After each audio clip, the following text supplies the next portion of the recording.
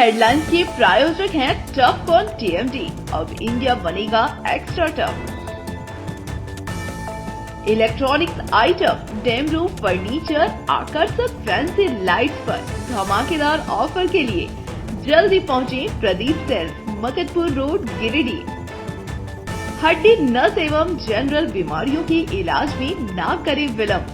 पहुंचे पार्वती हॉस्पिटल, पता कॉलेज मोड़ के निकट, रेलवे ओवरब्रिज के पूर्व की ओर, सीहोडी, गिरिडीह।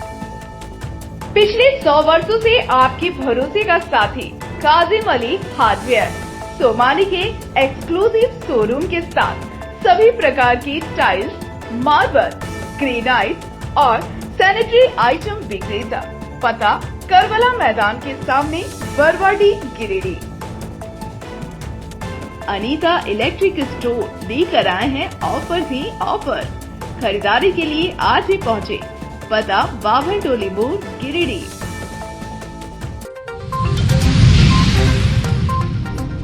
बगोदर के जीटी रोड पर रफ्तार का कहर। अचका में सड़क पार कर रहे एक बुजुर्ग साइकिल सवार को तेज रफ्तार वाहन ने कुचला। घटनास्थल पर हुई मौत। आकांक्षी जिला गिरिडीह की प्रगति की केंद्रीय प्रभारी ने की विस्तृत समीक्षा। जमुआ में योजनाओं का किया निरीक्षण, दिया आवश्यक दिशा निर्देश। सऊदी अरब में प्रवासी मजदूर की मौत से परिवार में कोहराम। 22 दिनों से शव की राह देख रहे परिजन। सऊदी अरब में गोली लगने से प्रवासी मजदूर की हुई है मौत।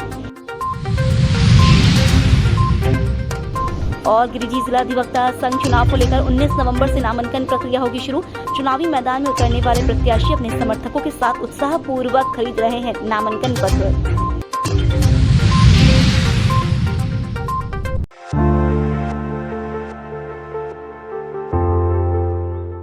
बगोदर में रफ्तार का कहर एक बार फिर सामने आया है। सोमवार को जीटी रोड स्थित अटका में सड़क पार कर रहे एक बुजुर्ग साइकिल सवार को तेज रफ्तार वाहन ने कुचल दिया, जिससे उनकी मौके पर ही मौत हो गई। मृतक की पहचान विष्णुगढ़ प्रखंड के तबलाडी निवासी बिंदेश्वरी यादव के रूप में हुई है, जो गेड़ा पंचायत के पूर्व मुखिया शंभू यादव के चाचा थे। प्रत्यक्षदर्शियों के अनुसार बिंदेश्वरी यादव साइकिल से सड़क पार कर रहे थे, तभी अचानक तेज रफ्तार से आ रहे एक अनजान वाहन ने उन्हें जोरदार टक्कर मार दी। टक्कर इतनी भीषण थी कि उन्होंने मौके पर ही दम तोड़ दिया। घटना के बाद क्षेत्र में अफरा तफरी का माहौल बन गया। घटना की सूचना मिलते ही बगोदर थाना प्रभारी विनय कुमार यादव दल बल के साथ मौके पर पहुंचे और मामले की जांच शुरू की। पुलिस ने शव को कब्जे में लेकर पोस्टमार्टम के लिए भेज दिया है और वाहन की पहचान के लिए आसपास की सीसीटीवी फुटेज खंगाले जा रहे हैं। ग्रामीणों ने मुख्य सड़क पर लगातार बढ़ रहे तेज रफ्तार वाहनों पर चिंता व्यक्त की और दुर्घटना रोकने के लिए प्रशासन से आवश्यक कदम उठाने की मांग की है। प्रशासनिक कार्रवाई के इंतजार में मृतक के परिजनों में शोक का माहौल है।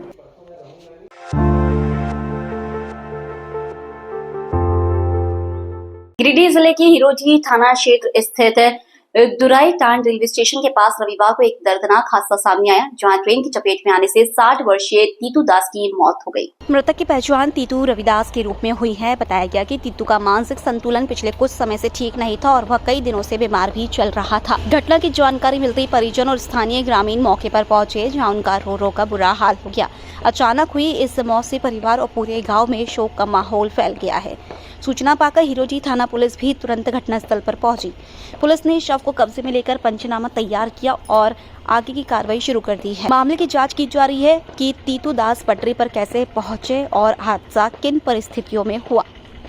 हादसे के बाद रेलवे स्टेशन के आसपास अफरा तफरी का माहौल बन गया। पुलिस ने लोगों से अपील की है कि रेलवे ट्रैक के नजदीक सतर्क रहें और किसी भी संदिग्ध स्थिति की जानकारी तुरंत दें, ताकि ऐसी घटनाओं को रोका जा सके। पहचानो के लागो मेरा पति है। की नाम है? कहाँ घर हलो तोर? ई कैसे हिरन होले? मने ठीक ना होले दिमाग की? दिमागवा करन कर लेटे दवाई सीवा बहुत करोल बैठ में। तो ई घर से कखने निकलले? दिमागवा रोले। घर से कखने निकलल लो? भोरे निकलते तब भोरे ना जैसे निकलते तैसे कलिए ना कुर्सिया पर तो खजा लगली तो उन्हें बेटिया घर चल गए खजेला। अच्छा, तोर नाम की हलो? महादेवी। महादेवी। महादेवी।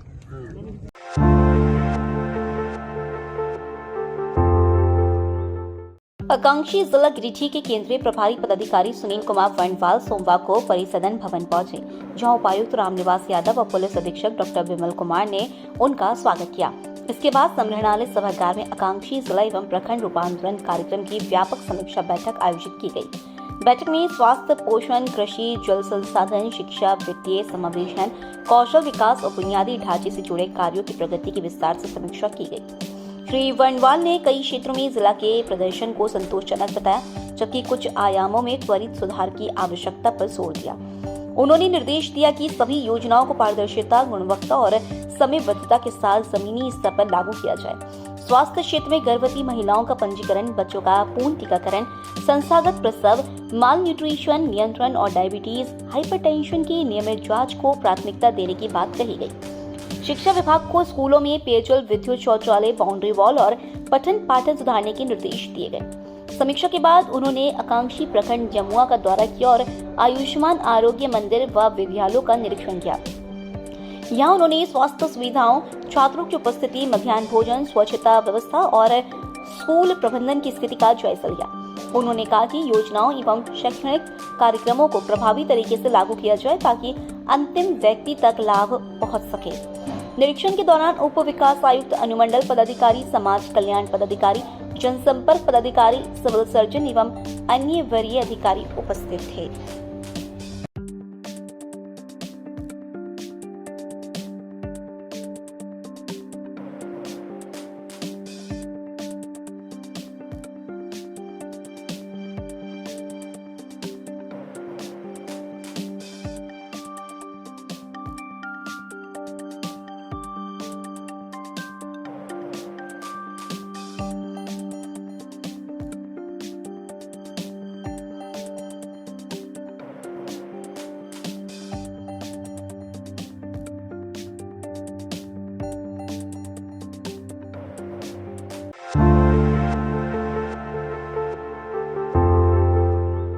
देश की प्रमुख इस्पात कंपनियों में शुमार Saluja steel and power private limited ने उत्तर प्रदेश के बाजार में आधिकारिक प्रवेश करते हुए अपना भव्य लॉन्च संपन्न किया।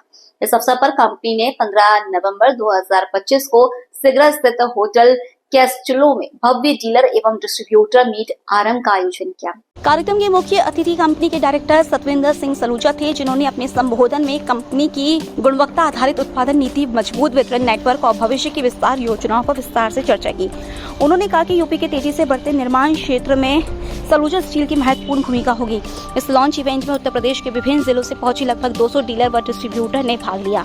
प्रमुख डिस्ट्रीब्यूटर में वाराणसी के श्री अशोक अग्रवाल, गोरखपुर के श्री राजेश बंका, देवरिया के श्री अशोक जायसवाल, प्रयागराज के श्री भूपेंद्र सिंह और बलिया के श्री शशांक शेखर शामिल रहे।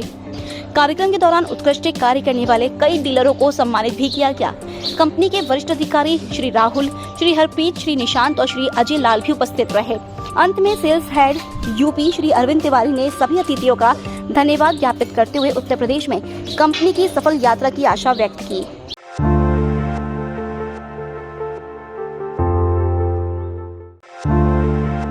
डुमरी प्रखंड के दूधपनिया गांव का माहौल पिछले 22 दिनों से मातम में डूबा हुआ है।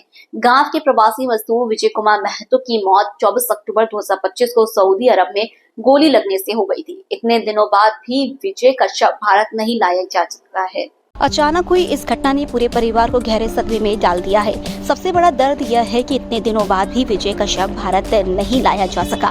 परिवार की माली हालत इतनी खराब है कि घर का चूल्हा तक नहीं जल पा रहा है। पत्नी बसंती देवी हर दिन हर पल अपने पति के शव की प्रतीक्षा कर रही है।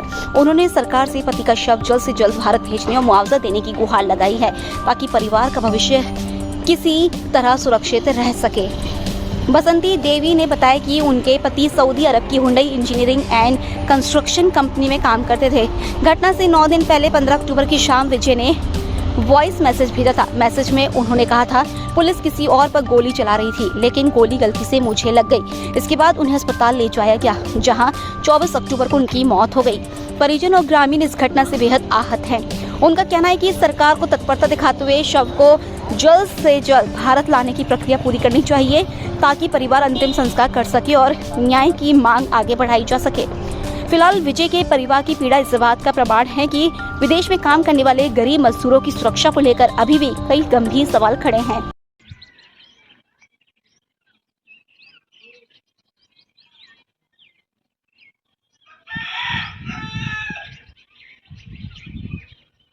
बहुत दुख के साथ ये कहना पड़ रहा है कि गिरिडीह जिले के डुमरी थाना क्षेत्र के अंतर्गत दुधपनिया के रहने वाले मजदूर विजय कुमार महतो की मौत गोली लगने से सऊदी अरब में हो गई थी। आज 1 महीने बीत जाने के बाद न कंपनी की ओर से सार्थक को पहल हो पा रही है, न सरकार की ओर से पहल हो पा रही है। ऐसी स्थिति में आज परिवार काफ़ी सदमे में है और परिवार काफ़ी दुखित है। मैं सरकार से निवेदन करना चाहूँगा कि उनका बॉडी जल्द से जल्द सऊदी अरब से लाया जाए। मेरा देवर है विजय कुमार महतो, अभी 1 महीना हो गया है, अभी तक ले उसका बॉडी का कुछ पता नहीं चल रहा है कि अभी तक वो आएगा कि नहीं आएगा। सो कुछ मौजा का भी देन लेन नहीं कर रहा है, न बॉडी का भी और कुछ मतलब आएगा कि नहीं आएगा, सब कुछ मतलब पता नहीं अभी चल रहा है। हम लोग घर में किस तरह खा रहे हैं कि नहीं खा रहे हैं से हम लोग जानते हैं, कोई जानता है? आप ही भाभी आदमी किस तरह हम लोग रह रहे हैं कि नहीं रह रहे हैं। सो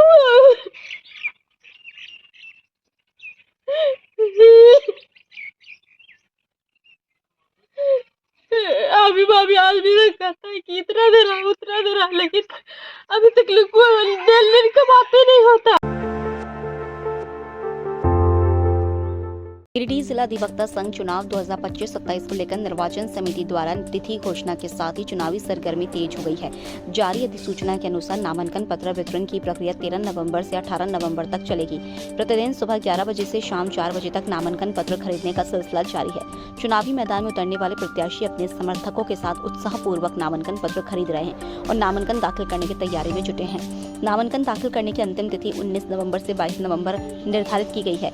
निर्धारित कार्यक्रम के अनुसार 23 नवंबर को नामांकन पत्रों की स्क्रूटनी की जाएगी। इसके बाद 24 नवंबर को नामांकन वापसी और चुनाव लड़ने वाले प्रत्याशियों के नामों का प्रकाशन किया जाएगा। मतदान 6 दिसंबर 2025 को सुबह 9 बजे से दोपहर 3 बजे तक संपन्न होगा। इसके बाद शाम 5 बजे से मतगणना शुरू होकर अंतिम परिणाम घोषित होने तक जारी रहेगी।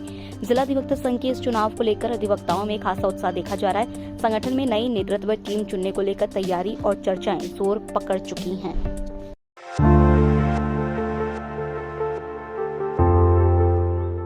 माले की मांग पर प्रखंड विकास पदाधिकारी गणेश रजक सोमवार को महुआ टांड पहुंचे, जहां ग्रामीण क्षेत्रों की दर्जनों महिलाओं और पुरुषों ने वृद्ध पेंशन, दिव्यांग पेंशन, अबुआ और पीएम आवास सहित कई योजनाओं से जुड़ी शिकायतों व मांगों को लोगों ने रखी। मौके पर कई मामलों का तुरंत निपटारा हुआ, जबकि कई आवेदनों की जांच की गई। महुआ टांड, खेशमी, बोना सिंघा, श्रीरामपुर, हेटपहरी, पुन्नी पेटियार, कला मांझो, पिपराटांड, भीटिया, फुलची, कोरमोरवा और कोलहरिया समेत कई गांवों की समस्याओं को विस्तार से सुना गया। माले नेता राजेश सिन्हा और कन्हई पांडे ने कहा कि ग्रामीण क्षेत्रों में बिचौलियों का दबदबा बढ़ा हुआ है, इसलिए ग्रामीणों को जागरूक होना होगा। उन्होंने बताया कि यदि जनप्रतिनिधि आवेदन पर कार्रवाई नहीं करते हैं तो ग्रामीण माले कार्यालय या असंगठित मजदूर मोर्चा से संपर्क कर योजनाओं की जानकारी ले सकते हैं। मौके पर माले नेताओं ने इलाके में पानी की गंभीर समस्या को भी बीडीओ के सामने रखा, जिस पर उन्होंने जल्द पहल का आश्वासन दिया। ग्रामीणों ने अधिकारियों के सीधे जनता से मिलने की इस पहल की सराहना की और कहा कि इससे बिचौलियों की भूमिका खत्म होगी और लोगों के काम तेजी से होंगे। कार्यक्रम में सहयोगी नंदन सिन्हा, उदय कुमार भारती सहित प्रखंड सचिव मसूदन कौल, सनातन साहू, किशोर राय, चंदन टूडो, घूमा टूडो, दिलीप हांसदा, मनोज हांसदा, पवन यादव, भीम कोल, मोहन कोल, लखन कोल, राजू दास और अनेक महिलाएं मौजूद थी।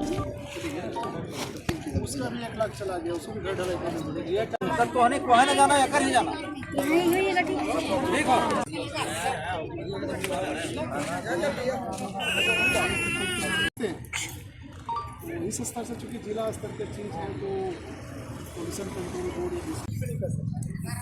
लेकिन जब खुलेगा तो वैसे केस में सभी का आवेदन भरवा दीजिएगा।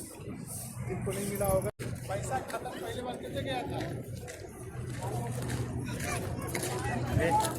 तो नहीं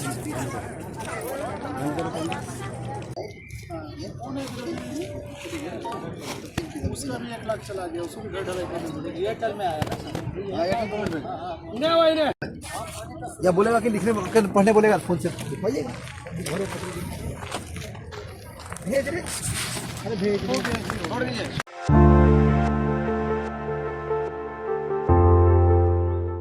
सरदार वल्लभ भाई पटेल की 150वीं जयंती के उपलक्ष्य में चल रहे यूनिटी मार्च के अंतर्गत 18 नवंबर को झंडा मैदान से जिला स्तरीय पदयात्रा निकाली जाएगी। इसकी जानकारी सोमवार को न्यू सर्किट हाउस में आयोजित प्रेस वार्ता में गिरिडीह सांसद चंद्र प्रकाश चौधरी ने दी।